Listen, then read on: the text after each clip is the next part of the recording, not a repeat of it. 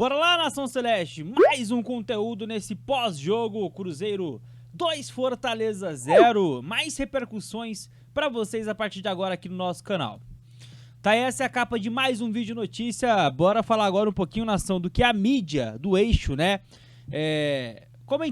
falou sobre mais uma vitória do Cruzeiro. O Cruzeiro que se coloca posturado ao título brasileiro, tá? Flamengo, Palmeiras e Cruzeiro. Nem mais ninguém, nem menos, né? Ninguém. Basicamente é os três aí que hoje se encontram na briga pelo título do Campeonato Brasileiro. É óbvio, né, Nação, que daqui a 5 rodadas alguma coisa pode mudar, alguém pode sair dessa briga, mas entrar eu acho que é praticamente impossível, até pelo que essas equipes, né, vêm jogando em campo. E não é só uma percepção minha, talvez sua, mas também da mídia, é o que vocês vão acompanhar a partir de agora aqui no nosso canal.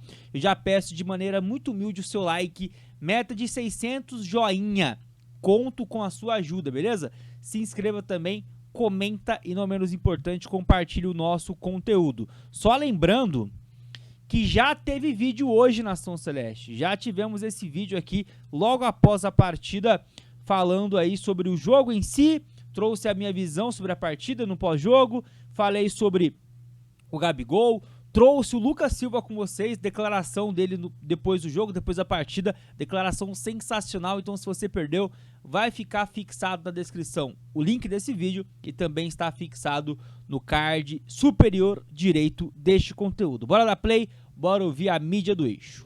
Tava jogando bem, esse passe melhor de jogo dele com 10. o Jardim, pelo menos que eu tenha visto, acho que foi assim. Acho que pelo nível do jogo, né? Um jogo de brasileiro, fora de casa. De ser decisivo, de ter impacto na vitória. E pega um Cruzeiro mais bem armado agora também, né? Porque quando o Jardim assumiu, ele ainda estava procurando, entendendo, tentando saber quem é quem. Não é fácil para o técnico que vem da Europa e de repente cai num time brasileiro e tenta entender quem é esse jogador, quem é aquele, temperamento, maneira de jogar, né? E agora, assim, claramente o Cruzeiro hoje tem um time.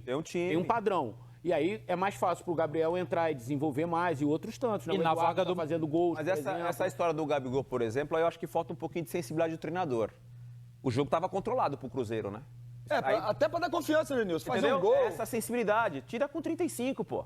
Com 22, você pode ver o semblante do Gabigol. Mas posso fazer uma pergunta? Mas você acha que ele tira o Gabigol no segundo tempo, colocou o Eduardo, pra segurar o jogo, descansar o Gabigol, porque vai ter uma decisão domingo que vem? Sim. Ou ele tirou pra... Porque eu entendi assim, cara, vou preservar o Gabigol, cara, não? Só se for pra jogar. Agora, se essa resposta a gente vai ter se ele jogar Mas vem cá, titular no pode ter a próximo ver jogo. com quem entrou e não com quem saiu. O Eduardo fez 2 gols no Vila Nova no meio da semana. Ele falou, eu preciso dar minuto pro Eduardo.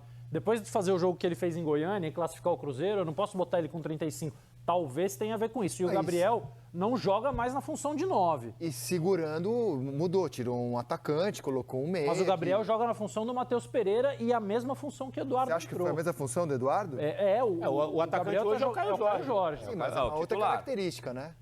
Sim, são 3 jogadores diferentes. tá O Matheus, voando o também. Gabriel e o Eduardo. Mas eles ocupam a mesma posição. Eu penso que tem Vamos lá, né? O Eduardo hoje não faz mais essa função, né? É aquele típico comentário de jornalista do Eixo que não acompanha os times fora do Eixo.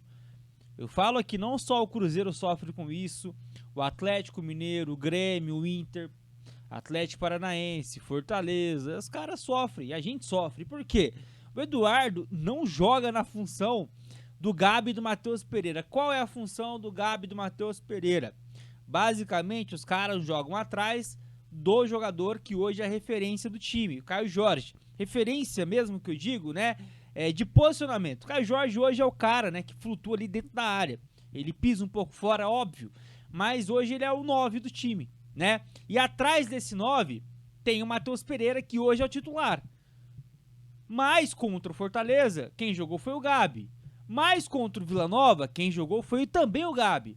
Então até por isso minha pergunta no último vídeo para vocês. Será que o Gabi toma essa vaga de titular? É até legal para vocês opinarem, né? Então esta função, esta posição hoje, ela de... Vamos chamar de segundo atacante? É que chamar de segundo atacante essa função de 2 caras que armam muito, né, esse time do Cruzeiro é errado, mas só para vocês entenderem, quem faz essa função é Gabigol e Matheus Pereira. O Eduardo, por exemplo, contra o Sport, ele entra para fazer a função ali do Lucas Silva, ele é o segundo homem do meio campo. Vocês se lembram, com o Romero suspenso, ele recua o Lucas Silva e coloca o Eduardo. Contra o Vila Nova, a mesma coisa. Hoje, Eduardo, rapaziada, ele é muito mais um segundo homem do meio campo do que um jogador para fazer o que o Gabi e o Matheus Pereira faz. Então, assim, o Eduardo tem capacidade de fazer o que Matheus Pereira e Gabigol faz? Tem. Mas ele não joga nesta função, nesta posição. E aí, repito, né? Quem não acompanha fala algumas besteirinhas dessas, mas dá até para passar batido. Uma coisa muito importante nesse Cruzeiro também. Assim, como você falou do Pedrinho, né? Foi lá, delegou, e agora, professor, você vai fazer o seu trabalho e ninguém vai dar pitaco algum, vai lá e faz aquilo que você veio para fazer. Beleza? Assim como foi o Alexandre Matos e falou para ele fazer. Eu acho que ele acabou com os problemas de ego que tinha ali dentro, né? Com a saída de alguns atletas.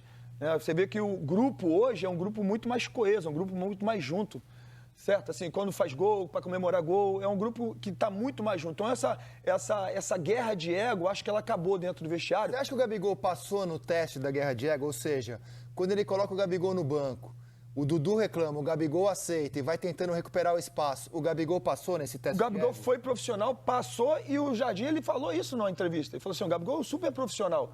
Não está jogando, mas eu gosto dele, vou dar oportunidade para ele. Por isso que as oportunidades estão chegando. E é por isso que ele fez o que ele fez hoje. Porque isso aí é a colheita. Ele está colhendo aquilo que ele plantou um dia. Ele jogou bem pra caramba hoje, pô. Foi o principal jogador aí Você pegar os 2 gols... Pelo que eu vi ali nas imagens que a gente... gente estava vendo aqui antes da Renata terminar a transmissão e passar pra gente, ele estava com o troféu de melhor jogador em campo. Eu acho que ele foi eleito o melhor jogador em campo pela organização do... Olha como ele está participando da construção, ó. O tempo todo. São as movimentações que o Matheus está acostumado a fazer, com o Caio Jorge atacando o espaço, porque sabe que o Gabriel também tem essa capacidade de dar assistência.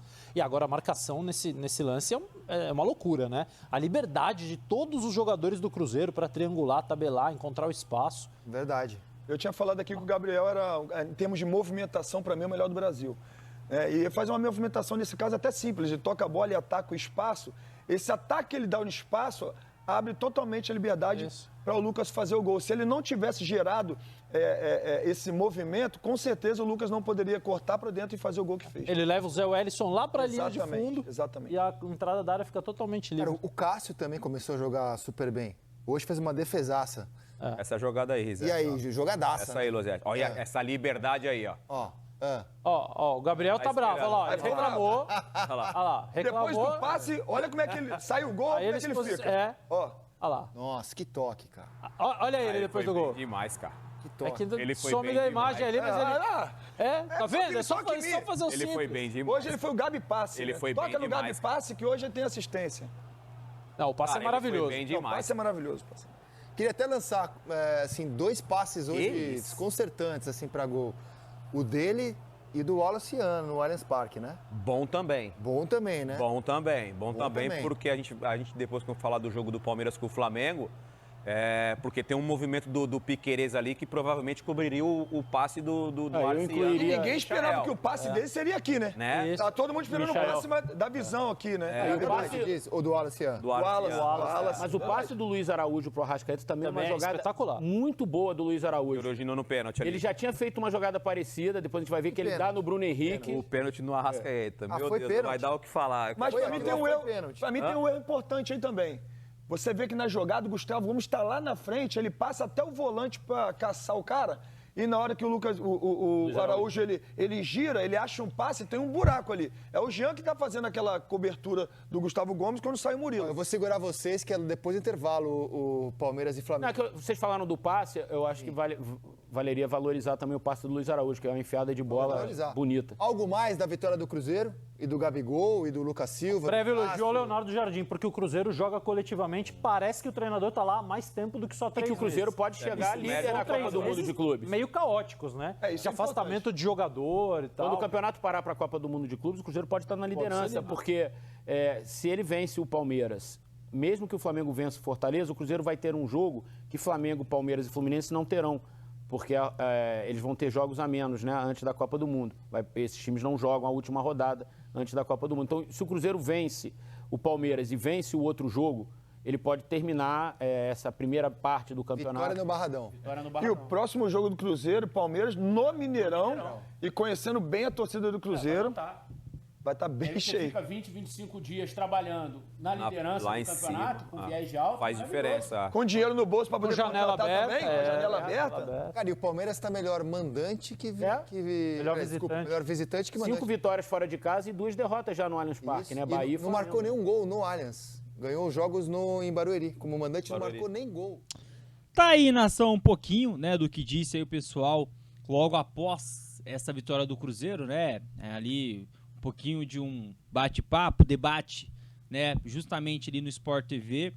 Essa questão do Palmeiras é bizarra, né? O Palmeiras fez 5 jogos fora de casa nesse Brasileirão, venceu 5.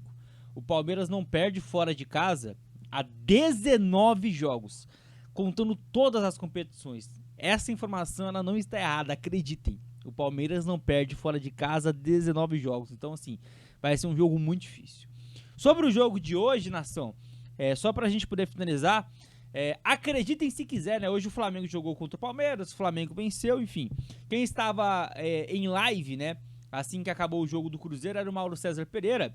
E aí eu recebi um recorte dele falando, né, do jogo do Cruzeiro. Não sei se ele conseguiu acompanhar, mas outro também da mídia do Eixo que elogiou bastante aí essa vitória do Cruzeiro, o trabalho do Leonardo Jardim e a projeção, né, do Cruzeiro para a temporada. Então, até o Mauro César Pereira se rendendo a este Cruzeiro.